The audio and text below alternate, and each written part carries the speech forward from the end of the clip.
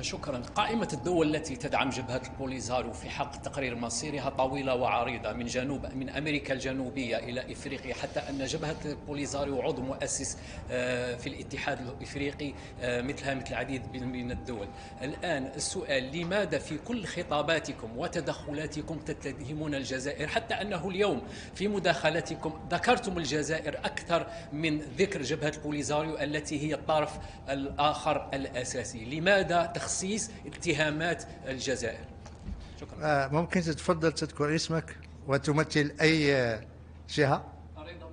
سكاي نيوز عربية. سكاي نيوز عربية. سكاي نيوز عربية تتكلم باسم الجزائر، تدافع عن الجزائر الآن. هذا لا، ولكن أنت تمثل. لا، عندك الحق. أخلاقيا أسأل أي سؤال. أخلاقيا سكاي نيوز هي التي تؤدي لك ثمن، هي التي تؤدي العموم. أنا سوف أجاوبك. لماذا تكلمت عن الجزائر؟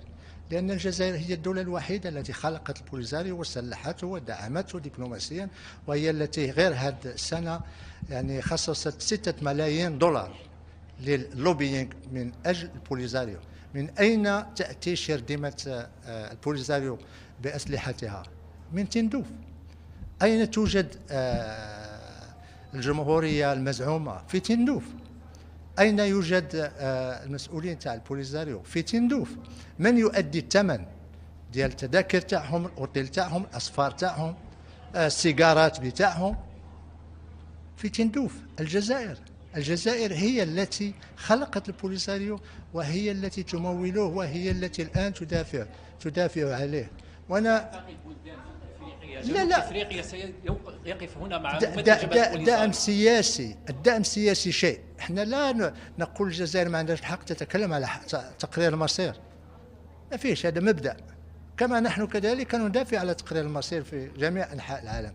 ولكن لما الجزائر تؤدي ثمن الأسلحة، ثمن الأوتيلات، ثمن اللوبيات، ثمن المظاهرات في أوروبا، ثمن مجموعات الضغط، من يؤديها؟ الدولارات ديال الجزائر.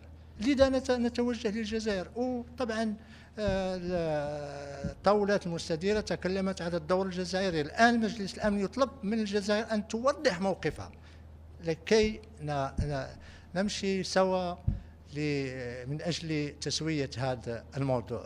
شكرا حبيبي. تفضل. Monsieur l'ambassadeur, le dernier rapport du secrétaire général